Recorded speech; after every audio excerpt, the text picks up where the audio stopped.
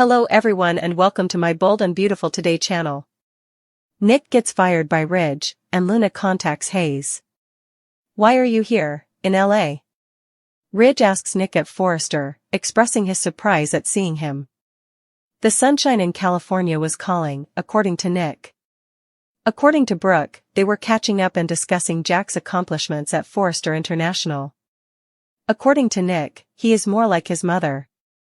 He congratulates Ridge on regaining his business and his relationship with Taylor. That's amazing. You two must be ecstatic. Nick is certain that a wedding is imminent. Ridge asks again why he's there and growls about him being so preoccupied with his love life. What are you looking for? Or should I inquire at all? Nick keeps sidestepping Ridge's query and returns the focus to Taylor. If he had a wife or girlfriend to return to, Ridge inquires. Not right now. Nick has always been destined for a life at sea, and he looks at Brooke. However, Ridge, you are aware of fate, aren't you? Ridge informs Marone that Brooke and he must return to their jobs. After giving Brooke a hand kiss, Nick walks away. Irritated, Ridge shuts the door. Brooke maintains that she was unaware of his arrival. He is a gentleman and a nice buddy. This is laughed at by Ridge. He has no cause for jealousy, Brooke tells him. Ridge says that she should avoid Nick since he is a bad person. Brooke appears considerate. Taylor arrives. Steffi informs Taylor at the Cliff home that the children are having a great time at the beach house. They express gratitude for Electra's assistance with the children and for Liam. According to Steffi, Hayes and Kelly adore her. Electra is picking Hayes up today. She is glad the children are at last in a secure environment. With everything going on, Taylor asks Steffi how she's doing. Steffi claims that what's occurring with Liam doesn't even feel real. She alternates between being furious and depressed. Kelly is losing her father, a person who holds great significance in her life. This shouldn't be taking place. Meanwhile, Liam is considering how to protect them. From Luna, says Taylor, nodding. They discuss the weariness of constantly having to watch over their shoulders because of Luna. Steffi wants Liam to prioritize his girls before himself. They claim that Finn is not at fault and that he owes Luna nothing. According to Taylor, he feels somewhat accountable. Steffi finds her obsession with her spouse intolerable. For the sake of her family, she must be strong. Taylor is aware that Liam is worried about her. Steffi claims that he is facing his own death and that it is unfair. However, they are unsure of Luna's next attack date. Taylor is concerned about the negative effects of the stress. When Hayes got home, Luna was there, and Steffi can't stop thinking about it. She was almost immobilized by the fear. She will ensure that Hayes never discovers her identity. B&B Steffi Taylor. Hayes is approached by Luna. Luna observes the teacher interacting with the kids outside the beach school. Hayes lingers to retrieve something he forgot as the teacher ushers them inside. Luna approaches stealthily and says, "Hey. You mean Hayes?" She tells him she has something for him, and he responds, "Yup. Want to find out what it is?" An origami that Luna made for Hayes is given to him. He is called back inside by the teacher. "It was good to see you, Hayes," Luna says. Luna's face takes on a menacing look as the boy enters. More, B&B just revealed to us who will thwart Luna's scheme. Hayes shows his teacher the origami inside the classroom and tells her that a kind woman gave it to him. The teacher gushes over it while Luna lurks outside. She soon declares that the day is over, and Electra shows up to get Steffi's son. While Luna fumes in the bushes, Hayes shows her the origami. The infiltration of Luna. Hayes is prompted by Electra to show Taylor and Steffi his art piece at the Cliff house. He takes the origami out. They talk excitedly about the crane, and Hayes says he got it from a kind woman. He can't wait for the teacher to demonstrate how to make their own. Steffi praises Electra for her assistance as he flees. Making a connection with the children makes the young lady very happy. Although she must ensure their safety from Luna and Sheila, Steffi admits that she wants them to lead regular lives. Her major objective is to keep them as far away from anyone or anything that could harm them as possible. When Luna approaches the teacher at the beach school, she reveals that she is the gifted individual who gave Hayes the origami. She extends an invitation for her to return as a guest artist. When they enter, the instructor tells them that the room was provided to them. She inquires as to whether Luna would be interested in working with the children. The teacher asks Luna for her name when she gives in to persuasion. Luna adds, "I'm Sunshine." Luna smiles to herself as the instructor becomes thrilled to tell the children. When Ridge tells Brooke to keep away from Nick, she is happy, and Luna contacts Hayes with a gift.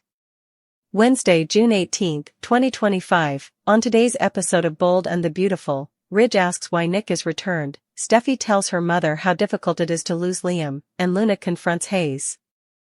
Read the most recent B&B recap. Ridge squinted his eyes when he entered the room and heard Nick tell Brooke that he might be her fate. Ridge questions Nick about his return to Los Angeles at Forrester. Is this a pleasant surprise? It's California time of year, according to Nick. Jack's employment at Forrester International is discussed. Nick gives Ridge props for getting back together with Taylor. He is certain that they are ecstatic. Ridge questions why he's on dry land after the two guys argue. Nick discusses being a single man and striking a balance between career and family. His fate has always been to live at sea. However, Ridge, you are aware of fate, aren't you? Nick queries. Ridge informs him that they must return to work because they are busy. Before leaving, Nick gives Brooke a kiss on the hand and remarks on how wonderful it was to see her. Brooke tells a sullen Ridge that she didn't think Nick would be there. He came to see how she was doing and is a close buddy.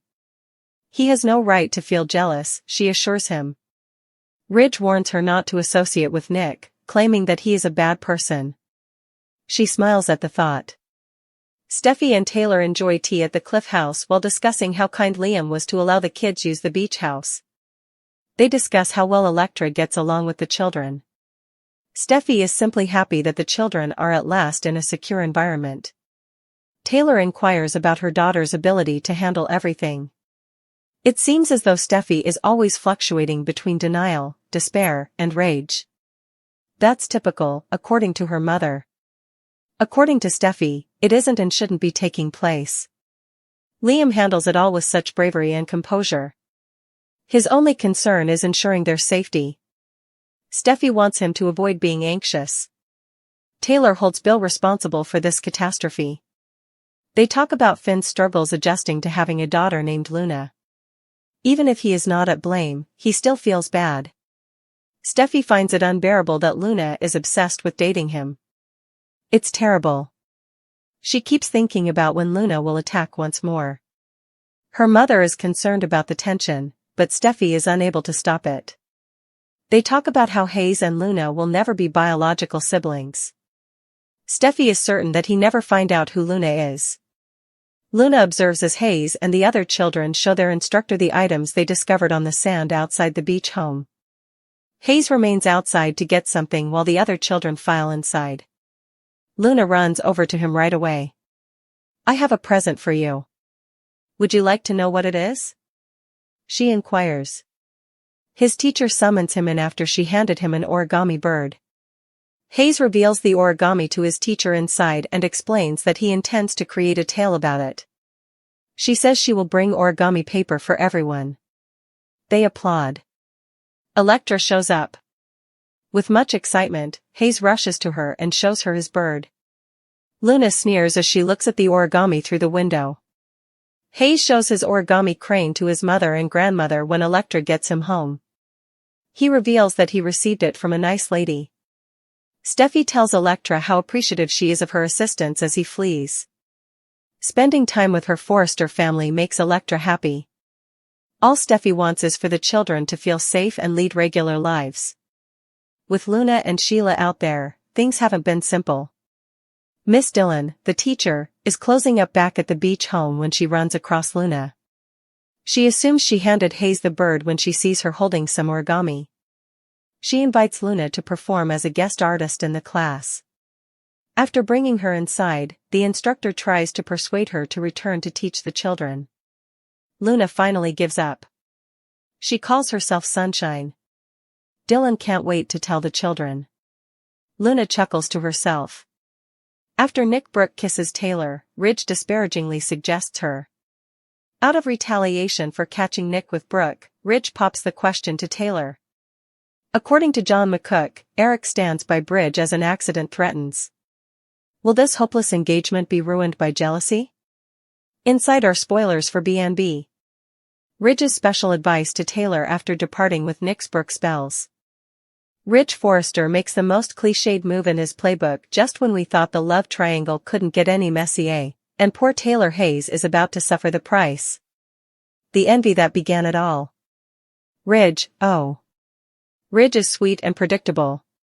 What is the man's amazing reaction when he witnesses Nick Marone making advances on Brooke Logan? Bring a ring and run directly to Taylor. Because nothing screams I love you more than popping the question to one woman while fuming over another. Folks, this isn't just any proposal. This is the type of spite proposal that occurs when a man feels the need to prove something after having his ego bruised. To whom? He himself?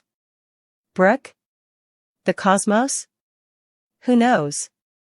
But there's no denying that Taylor is worthy of more than being someone's rebound reaction. Understands what's going on. The worst part is that Eric Forrester is solidly on Team Bridge himself.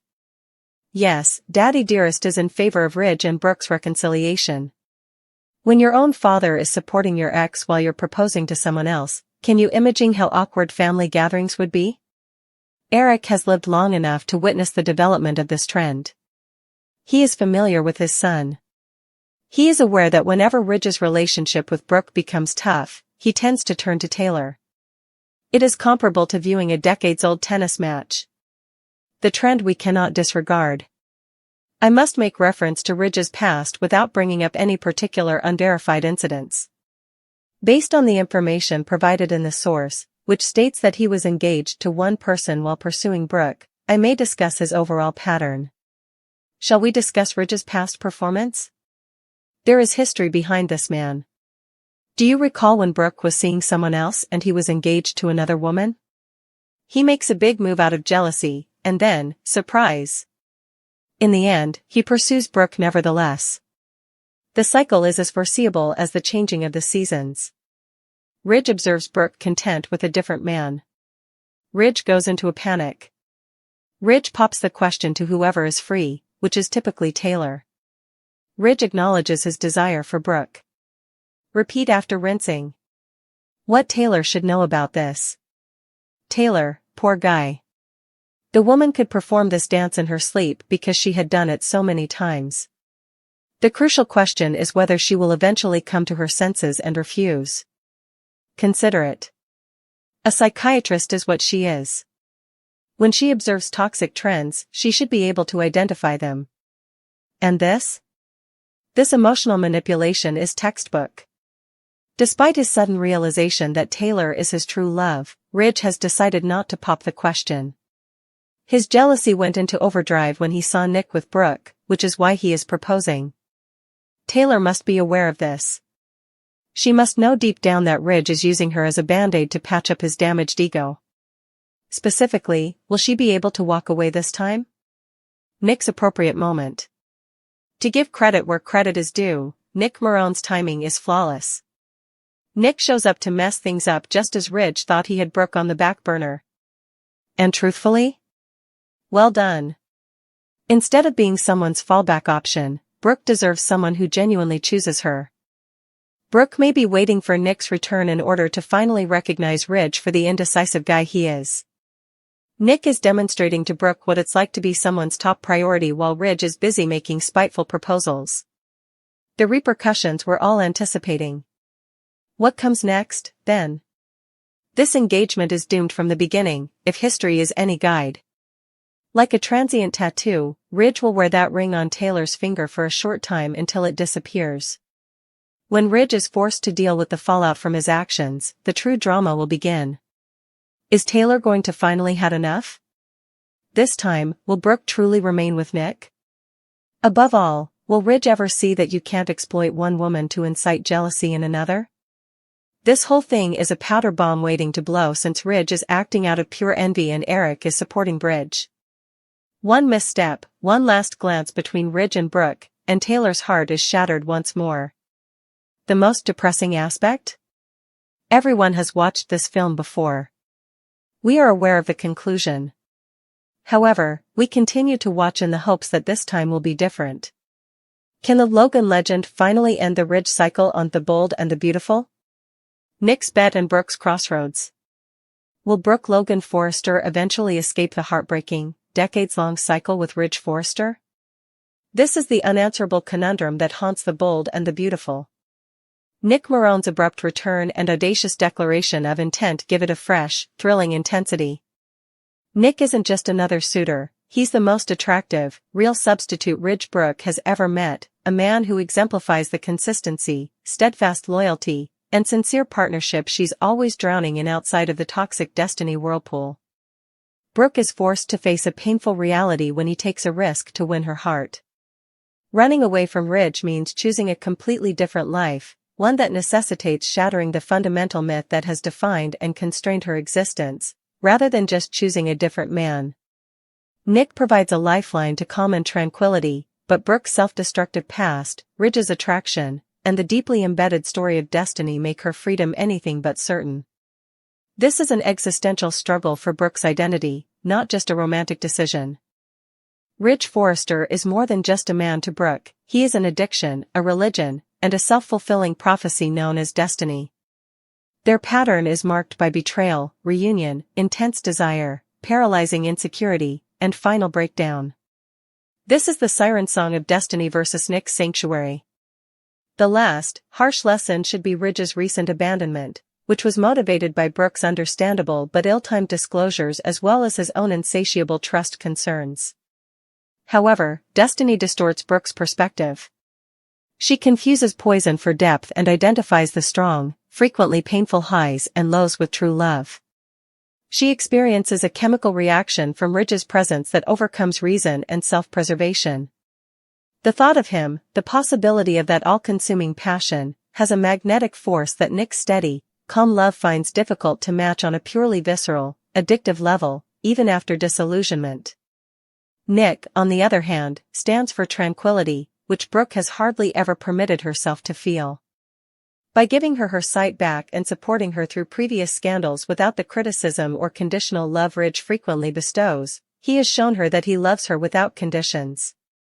Without having to worry about a nuclear meltdown all the time, Nick provides safety, respect, humor, and collaboration.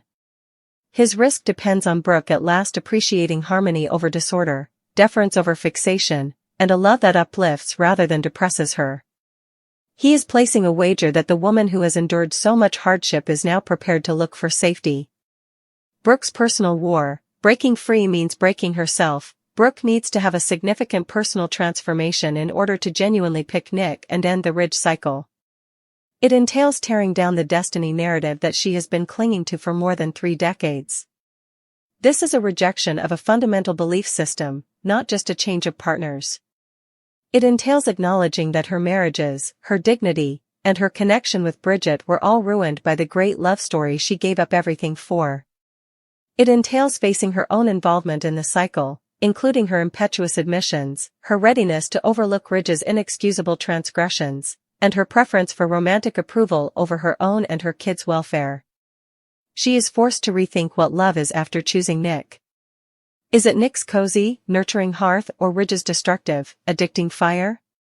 Can she find contentment without the ongoing drama, the humiliations in front of others, and the sense that she is always in danger of losing everything?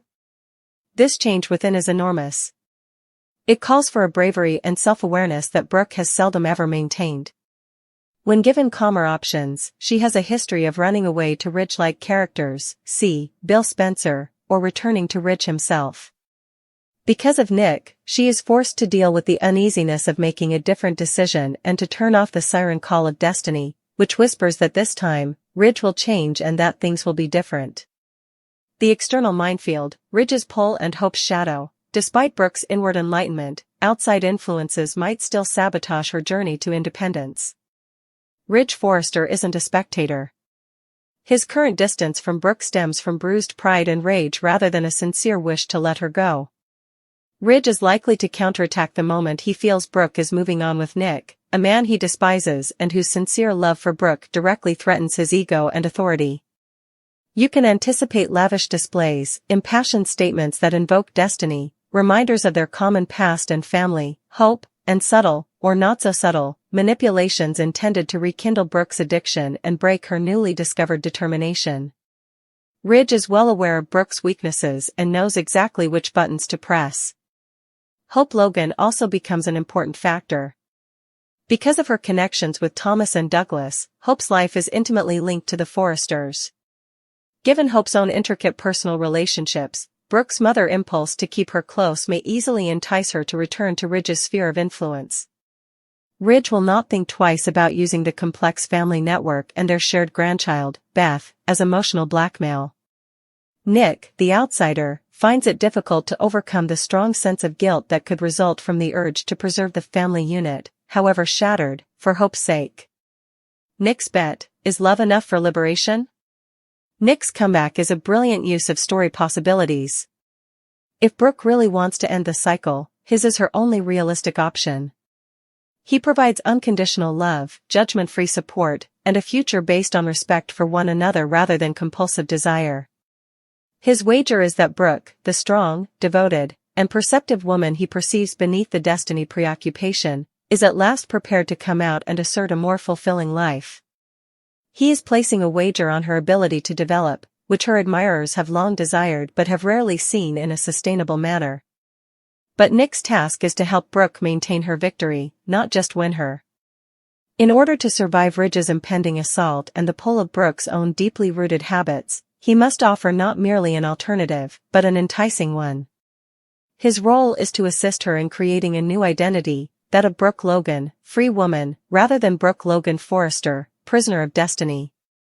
Is she going to escape at last? The weight of legacy, Nick's presence makes the idea alluringly tangible. There is a strong, credible alternative vigorously defending her for the first time in years. Brooke had the option of peace. She has the option to pick a relationship that doesn't need her to constantly compromise her dignity. At last, she was able to start a new chapter. However, decades of history demand prudence. Tragically, Brooke's incapacity to withstand the Ridge vortex has been her distinguishing trait. Brooke must be the one to turn the prison key that Nick offers and leave the eroding fiction of destiny forever behind. Although his risk is honorable and his love sincere, Brooke's liberation ultimately lies in her own hands rather than Nick's. Will she have the guts to accept the unknowable serenity Nick symbolizes, or will she cling to the well-known suffering of Ridge? The response will determine not only her romantic future but also her legacy. Will she continue to live up to the Logan legend and pursue a destructive fantasy indefinitely, or will she eventually transform into Brooke Logan and create her own hard-won peace? Brooke has to play her hand now that Nick has put the wager.